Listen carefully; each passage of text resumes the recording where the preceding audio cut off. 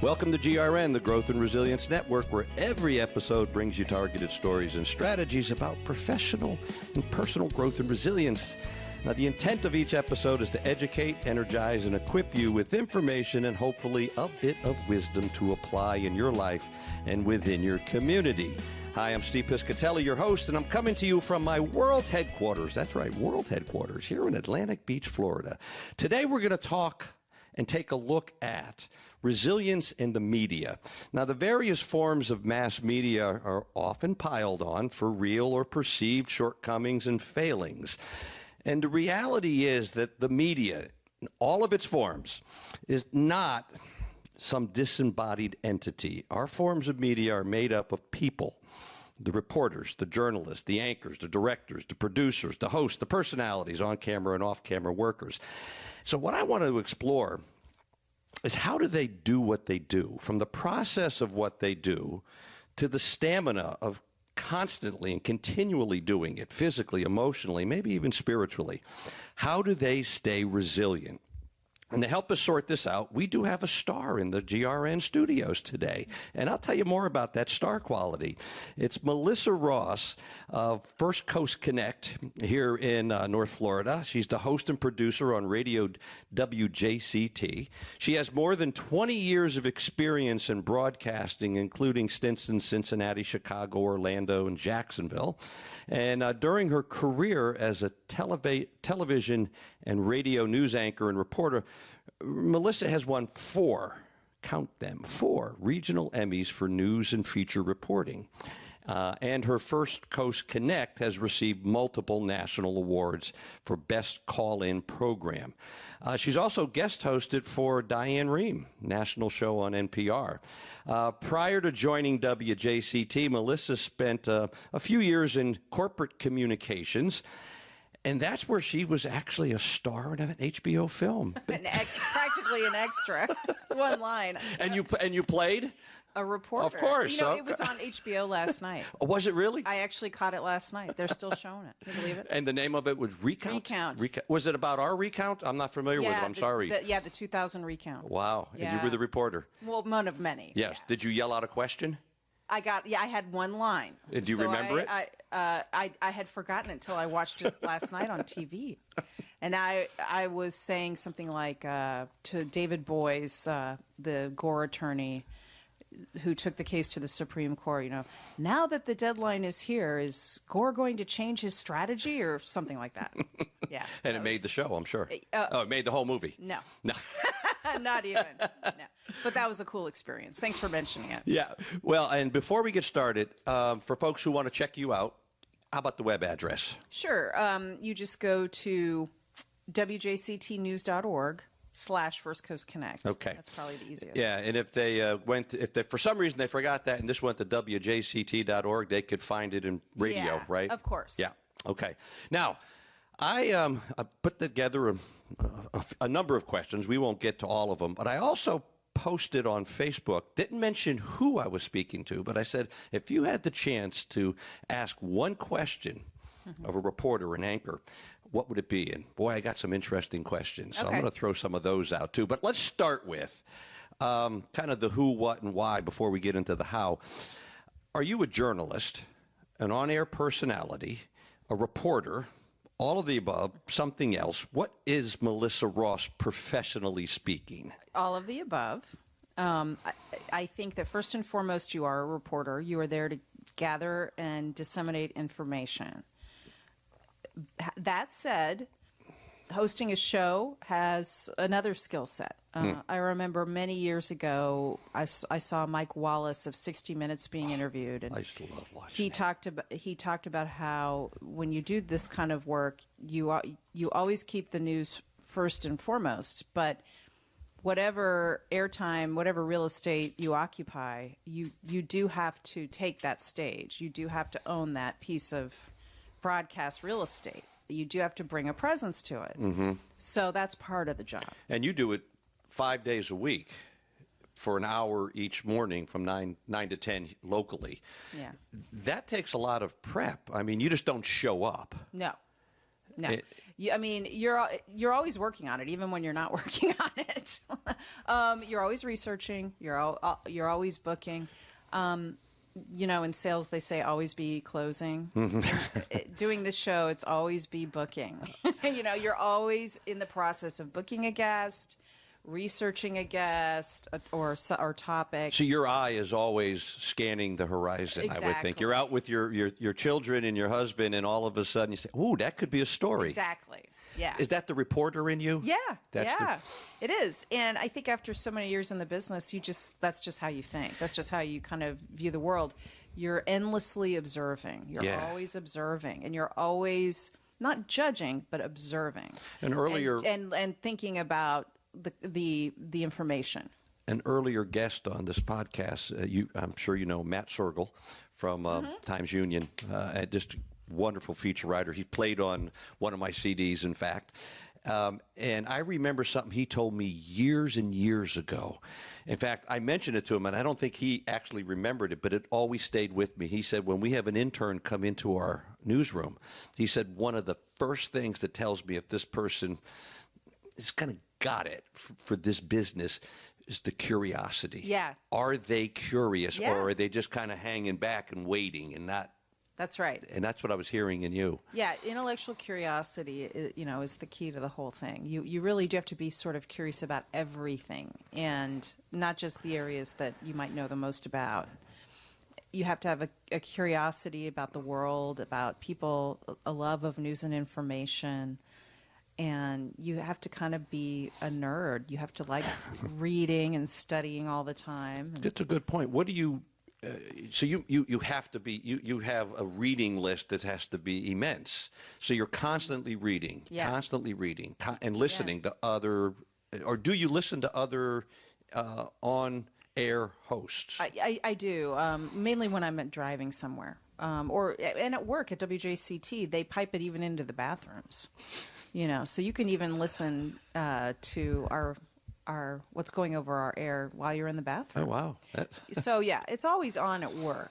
And if I'm in my car, I try to listen as much as I can because it's helpful. Yeah. And when they first hired me in 2009, I had a few weeks to figure out how to build this show, and I did a lot of listening to other hosts to get an idea of what might work, and what sounded good, and how to put a segment together.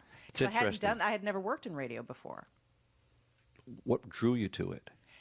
Well, it was a fluke. I had left TV news. I'd worked in a lot of newsrooms all over the country, and I was working, as you said, at the Dalton Agency in mainly PR work, some crisis communication work, some event planning, some account service, and a guy who actually you might know who lives out here at the beach, David Luckin, our Electro Lounge host. He reached out to me one day on Facebook. He friended me, or I friended him on Facebook, but I didn't know him. You know how you do that? Yeah. And then after we'd become Facebook friends, he messaged me one day and said, they are starting this talk show here where I work, and I remember you from when you were at First Coast News. I think you should apply. And I'd been off the air for years, mind you. Like I had shut the door on that whole part of my life. And so I thought, I really was very skeptical. I thought they'll never pick me for that, and he's like, no, just send the resume. So I did, and I didn't hear anything for at least 6 months. It was a long time. And then I had really not given it much thought because I never heard anything back. And then one day out of the blue, they brought me over to interview for the position. So it just kind of came out of this clear blue sky like that. Yeah. And you've been there for 7 years? 7 years. Yeah. Wow. Yeah. Wow.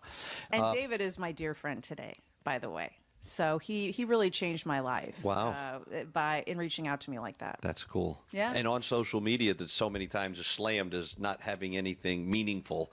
And look at that. Yeah. And, you read a lot about that. Like, as I was saying, you're always studying and reading. I've read a lot about the power of a weak tie. The power of a connection that's not in your inner circle. Mm-hmm. Those are where the best opportunities come from. People that are a weak social tie. They're in some other social circle that's barely overlaps with yours. Time and again, the data shows that's where you get the key connection or the key piece of information because it comes from another hub of people. Wow. That's and interesting. and so you asked me earlier, like, why did you even agree to come here today? That's right. Because I've learned the power of a weak tie. Like, you could, if you say yes to a meeting with a new person who you don't know anything about, but it seems like it might be a cool thing to do, sometimes it leads to something incredible. Not always, but, right? But sometimes. But yeah, I mean, you just never know. And you're open to, and there's that curiosity again. Exactly. All right, so let's go to the big why. Why do you do what you do? Besides the paycheck, why? I don't do it for that, believe me. That is not why. Why do you do what you do? I truly do enjoy it. I really do love doing this kind of work. And I never envisioned doing this kind of work at this point in my life, but it's just been an absolutely thrilling and rewarding experience in every way. I've gotten to meet some incredible people. I truly enjoy interviewing people, and you're very good at it. Well, thank you. You're very so good are you. at it. Yeah. I really like it. And what I've discovered too during those years that I was off the air, I learned a whole new skill set working with clients, and that was great.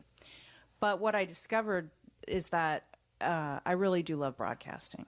There's nothing like the immediacy and excitement of a live broadcast, and now podcasting, as you know, is becoming much more popular. But for me, as someone who came up in the traditional broadcast industry, there's really just nothing like a live show. Nothing like it. And I really like it. I really like working on live shows. And that was something I wanted to ask. When you're doing something live, I'm recording this. So I could edit something out. Yeah, when you're doing something live, if you fail, make a huge boo-boo, you're doing it publicly. Yeah.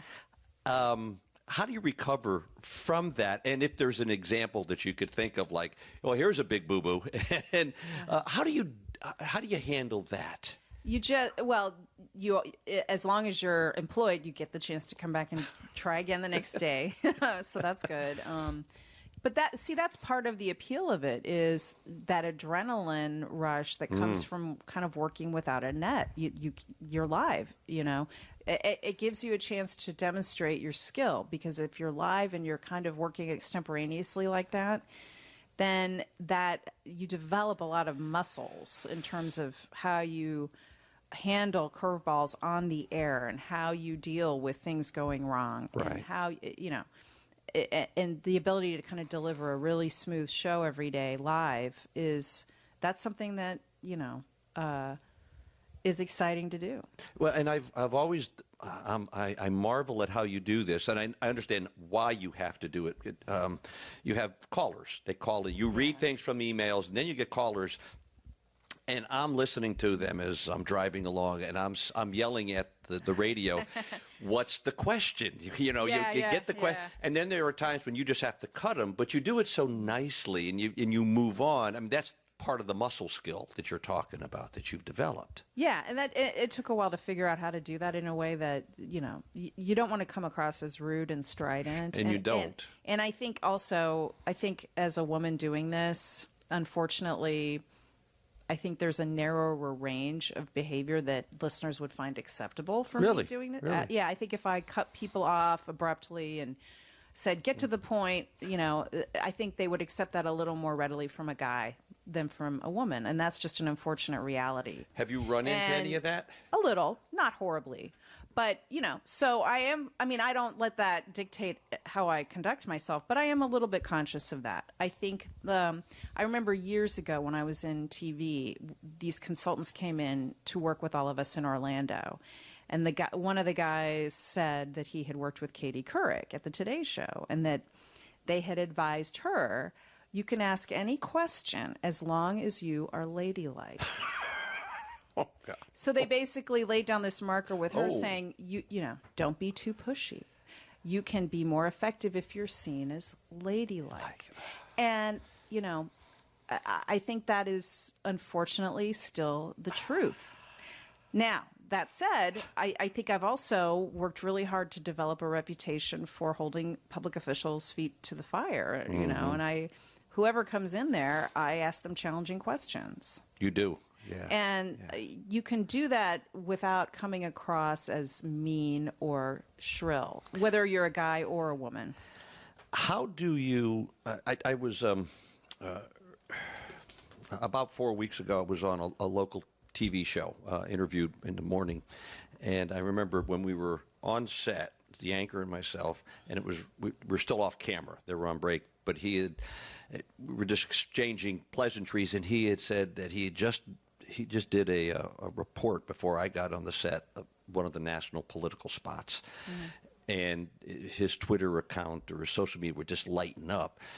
And it was a lot of trolls coming in. Yeah. Do you get a lot of that in the type of show you have where people are slamming you and just saying, how could you ask that? You're biased, or that was... Do you get trolls? And if you do, how do you handle that? I do get some, yeah. And I think a lot of my coworkers do too. If they make a point and they're not being a jerk, then I answer, I communicate back with them. I engage with them. But and I really haven't had a lot of nasty personal attacks on social media. And the few that I've had, I just don't answer. Okay. Yeah. I'm going to go to a couple of Facebook questions. Okay. Have you ever self-censored or had a story pulled due to political or advertiser concerns or due to thoughts about ratings? Well, at WJCT, we're not driven by ratings so much because we're public media and we're mission-driven. And so ratings aren't as much a factor at WJCT. That said, yes, at different times, at different places I've worked, every once in a while you will feel that pressure from a certain advertiser or a certain sponsor. Yeah, that does happen sometimes. Yeah. How do you if you were talking to me and I'm somebody who wants to become a reporter, I want to get in, I want to be what Melissa Ross is. Yeah. How do you counsel me to handle that? Pressure from the advertiser, Well, I mean, theoretically, the newsroom management is supposed to always have a firewall between news and sales, wherever you work, whether it's print or electronic journalism. Theoretically. Yes. Now, is that always the case? Like I said, there have been a few things. It's not an everyday thing or a regular thing, but there have been occurrences that I remember from the past and other jobs I've worked where that has occasionally been a problem. Another question from Facebook that was similar.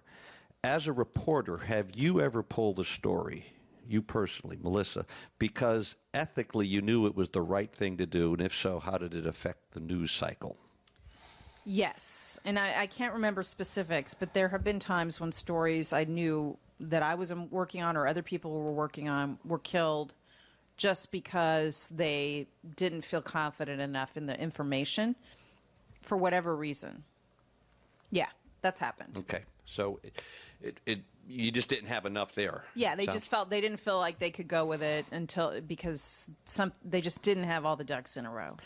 And I like this. These two questions come in with bias, which is I was getting a lot of questions from folks. There's a certain confirmation bias, I think, when people look at the media. If it's the media, this is my perception looking out. If it's the channel or the network they listen to, generally that's unbiased. Everything else is biased. Yeah, right. Okay. Yeah. So... But here was is the art of removing personal bias still alive in news reporting? I think so. Most of the reporters that I have worked with and known over the years really do make a good faith attempt to be even-handed. They really do. Now, of course, the perception, I think, in the larger community is that most media organizations have a liberal bias, with the exception of Fox News, which is and some more conservative-leaning websites, which are seen as, well, we are a counterweight to all of the liberal bias in the media. Now, I know people hold that perception, but what I can tell you is that where I work and in newsrooms I've worked at in the past, it's simply a given that you have to try to present both sides of an argument whenever you can. On my talk show, we don't always have a counterpoint segment because we just don't have a big staff of bookers available. But we make every effort to host Republicans, Democrats, and Independents regularly. And to interrupt for a second, you did that this week, as I recall, with the congressional race in our area. Yeah, we invited all of them. And as many of them as say yes, we book. So we really do make an effort. And, I try to take the approach that I think Tim Russert always talked about on Meet the Press before he passed away. You learn everything you can about the person's positions, and then you take the other side. You just play devil's advocate, and you ask the questions that the other side wants asked. Interesting. So when John Rutherford was in, I asked him questions that his opponent had raised about his campaign, and vice versa. When the other guy, David Bruderly, came in, I asked the questions that I knew Rutherford would ask, because I couldn't get them in there at the same time. And this is for the 4th Congressional District, correct? Yeah, exactly. And so you have to do homework. Mm-hmm. I mean, and that's something else. If somebody wants to be the next Melissa Ross, or get into your line of work, do your homework, be curious. Yeah. Don't just show up. I mean, showing up is great, but you better be prepared. 90% of success, I haven't called in sick once, and maybe one time in 7 years. Like you have to show up. But yeah, you're right. It's a lot more than that. Yeah. Light bulb moment in your career. Anything that you one day, maybe it was during an interview, maybe it was prepping, maybe it was in the 6 months that you were waiting for WJCT, and it was just like, I hadn't seen it from that perspective. Anything like that in your career? Oh, yeah, there have been quite a few. Can you share one that stands out? Well, I've told this story before. The first year I was doing this show, this book came out called Miracle on the Hudson that all the passengers on that flight wrote together about Captain Sullenberger and that flight in the Hudson River. Well, one of the authors of that book was from Jacksonville, this guy named Casey Jones. And he had been on that flight, and he was an executive at Merrill Lynch. And so he came in to talk about the book. And when I was sitting there listening to him talk about what a life-altering experience that was for him and all of the passengers, after that experience, many of those people went on to do completely different things with their lives. They just became completely different people after that happened to them, because it brought into perspective just the fragility of their life, how easy it would have been for them to have all died in that crash. And they completely changed their lives. And he was talking about how it changed his life and how his whole priority, everything about that he sets as priorities in his life is now different today. And it just kind of gave me a sense of, a reminder that so much of what we worry about is not important, all the things that consume us every day that, we're frustrated about or angry about or regretful about. Like, when you have something like that happen to you, that all kind of falls away. Right. Well, let's kind of segue from that into this issue. I mean, you're a mother, your wife, you're a career person, you've got so many other interests. You're speaking to groups all over the community. Yeah, there's a concept that's used a lot, but I'm seeing more in my readings that there's a bit of a perspective shift. We hear about work-life balance, but I'm seeing more about work-life blend and work-life integration. How do you stay balanced, stay integrated with so much that you have to do? Well, A, I don't, and B, and please don't, I'm not saying this as a slam on you, but no one asks men that question. Actually, I did with a podcast. Oh, you do? Yeah, okay, I did a podcast on that, but because it was interesting, and then come back. But it's a fair point. It's a very fair point. Because I did a podcast about the work-life balance from a mother's perspective, and somebody hit me with, well, what about the father? Do you ever ask that? So a few podcasts later, I had the father's perspective.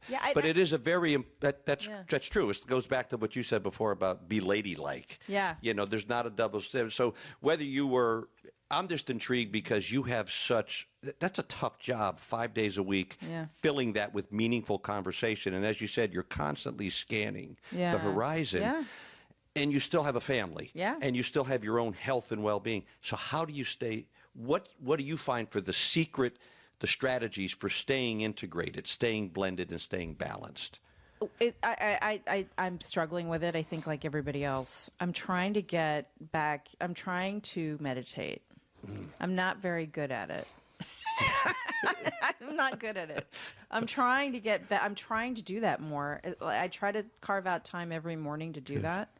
And I need to get better at it because it does help. It's a work in progress. Yeah. I go to yoga when I can. I work out when I can. I try to, not get too stressed out just like everybody else. But I'm stressed out like everybody else. Mm-hmm. I really am. You have a lot to do. Yeah. I mean, like everybody else. Yeah. Yeah. Yeah. And work in progress. Yeah. Yeah. The exactly. meditation, my wife's very, she's effective with it. She does it. And I struggle. I want to do it and I do it and then I go for it and then I get monkey brain, and I have it badly. Like, I really have it badly. I'm trying so hard to get into this practice where I can quiet my mind a little every morning. I know, because I know it'll help. Mm-hmm. Yeah. But yeah, I have a million things in my head all the time that I have to get done every day, and everybody else does too. So I'm trying to work on that. How do you define success, Melissa? I think everyone has a different definition of success. I think that for me, I guess success comes from feeling that your work is rewarding and it's making a difference for others. Mm-hmm. So in that sense, I felt that in doing this, being in this position has been successful. Good. And this comes from a question, and it was a very specific question about a specific current event in our country. And it was, why aren't you covering this? Mm-hmm. The person had no idea who I was interviewing, but assumed it. Okay. So regardless of the topic, how do you choose the stories you choose to air?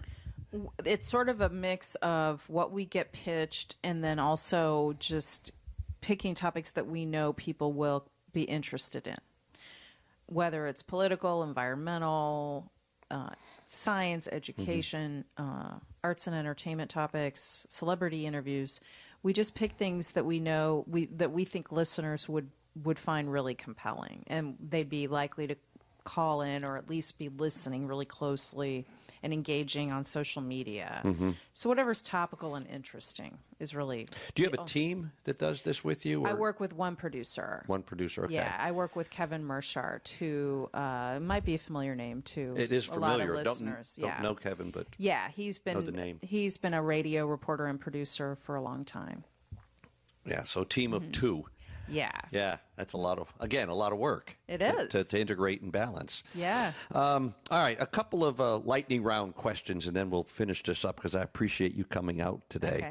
Okay. Have you written a book? No. Okay. And I'll tell you what, I get a book delivered to my office pretty much every day of my life. Everybody's got a book now. And somebody once said to me, you don't write a book because people are actually going to read the book. And they're like, you write the book as a marketing tool to promote other things. It's like the key to that unlocks all the other things. And so that seems like a really cynical way to look at writing a book, but that's what people are doing. So if I write some dumb book someday, it'll be because I took that advice, or because I actually want to write something that I want people to actually read. Yeah. Because I had here to ask Melissa this, tell us about your book, and then Melissa would say, what book? And I'd say, well, the book you could write. After doing this for so long, and I guess it comes back to, and this is the old teacher in me, if you were advising a student who was going to go into communications, what's the book you would write for those people? To kids going into communications? Yeah. Or older adults, anybody who's going to go in and say, I want to do what she does. I see.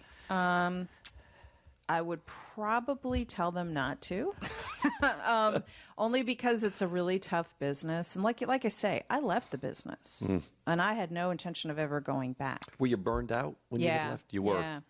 I mean, it's a tough business, and everything is becoming digital now. So I don't know that I would write a book telling young people to go into this line of work necessarily. And I think you have to be realistic about your career path in Sure. this line of work. If I were to ever write a book, it would probably be about something else. Yeah.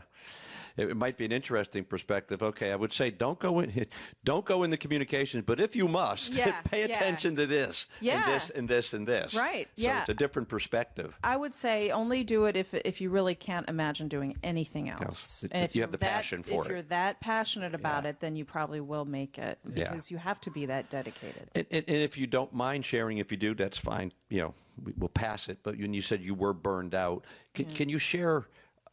Even if it's just in general terms, one of the things that really burned Melissa out when it came to the business? Well, it's I'd worked in 6 different television newsrooms. When we got married and moved up here from Orlando, I was going to get out at that time. But then I ended up doing one contract at First Coast News from 2003 to 2006. And in 2004, the state had 4 hurricanes in a row, and I spent a lot of time covering those. And that got, after 4 of those, some people really like doing that. I wasn't a big fan of driving all over the state, chasing hurricanes. Mm-hmm. And then I remember I was 8.5 months pregnant with our second, and there was a chemical spill on the south side, and the hazmat crews were clearing everybody out, and they sent me in to cover it. And I'm the only pregnant reporter. I'm like, really, guys? So things like that, things like that. Like at a certain point, that can get a little old. So, look, I mean, it was an exciting time in my life, and I got to do some incredible things and have some incredible experiences all over the country. Mm-hmm. And if I hadn't had that background, I don't think I'd be good at the job I have now, because you develop a lot of discipline and a lot of skills that are brought to bear in hosting this kind of show. So that it's all, I mean, I have no regrets. Sure. And it made I know it sounds cliche and trite, but those experiences made Melissa Ross of 2016. I mean, those things built... they created a reservoir for you of experiences and I mean, because you have all kinds of things happen to you, and sometimes you're even in dangerous situations, or at the very least you're dealing with really difficult people and challenging. It's a tough business. What's the biggest change in your calling since you've been involved in it? The biggest change in broadcasting, in reporting. The business model this news cycle has speeded up. Digital has just disrupted everything, and it will continue to. The business model is very challenging for traditional media now, and the news cycle is so much faster now. So there's a lot more pressure to produce a lot more content all the time. It's difficult to monetize in the old-fashioned way. That the media organizations that will make it, they're figuring out new ways to monetize the content. That's been the big change. Okay. And when you mentioned the business model, that's what you're talking about. Yeah. I mean, particularly for print, but also for broadcast. I mean, for both. 3 things you never leave your house without. My Android, my reading glasses, so that I can use my Android, and my what else do I? Oh, I guess my wallet. I've always had that in my purse. All yeah, right. yeah. 3 things you wish you could do without. My Android, my reading glasses. And what else? Oh, God, my gym membership. I wish I didn't have to work out. I wish I were just still, size 4. All right, and I'll finish with this. Was one other question from Facebook. You've alluded to this, but to kind of finish on this note, what do you love about what you do? I love the ability to connect people. I love the ability to use the airwaves and the medium to facilitate these conversations that I think people are interested in, and they connect people to other people and ideas. That's a really exciting thing to get to do. It's a privilege to get to do that. Yeah, so I think that's it. What a great mindset to have on your part, that it's a privilege to have somebody across from you. Yeah. That is. And I feel that way with you and anybody I ever get to work with, whether any place. That's powerful. And I always finish the podcast with a little bit of a what I call a call to action. Okay. Okay. You get in a moment to talk to the listeners and to saying, here's a challenge for you. Okay. So it could connect to anything we've talked about today, or it could be something that's really, it's high on your radar right now. But especially keeping with growth, resilience, life integration. Yeah. You have a call to action for people, a challenge. I would say I've had many. How people perceive me is not how my life has really been. I've had far more failures than successes, and far more challenging situations than really good ones. And I think that if we're going to talk about resilience, I think that is the key to life. Is you don't know what's around the corner. You have to keep trying. You have to keep working at things, and you have to have grit and resilience in life. And I have learned that very much so. So I would say when you're down, and I've had plenty of down moments, even very recently, which is just different challenges. You just have to keep the faith. You have to keep at it. Yeah. And you have to have faith that whatever you're dealing with, better days are coming. Well, thank you. And thanks again, Melissa Ross. Once again, if you want to find out more about Melissa or her award-winning show, First Coast Connect, go to the website, wjct.org, and you can go to the radio tab, I think, and then there'll be the drop-down, and you can go. And I want to thank you, listeners, for joining us today. Without you, there is no Growth and Resilience Network. I thank you for sharing our podcast with family, friends, colleagues, and community leaders. And if you have a few moments, please consider posting a review on iTunes. Visit my website, stevepiscitelli.com, for more information about upcoming conversations on the GRN and about my programs and other resources for your personal growth and resilience. And while you're at my website, I made it easy for you to sign up on my email or newsletter list, and I promise I'll never spam you, never, ever. So until we meet again, either virtually or somewhere in person around this great nation, this is Steve Piscitelli from my world headquarters in Atlantic Beach, Florida, reminding all of us, choose well, live well, be well. Bye-bye, folks.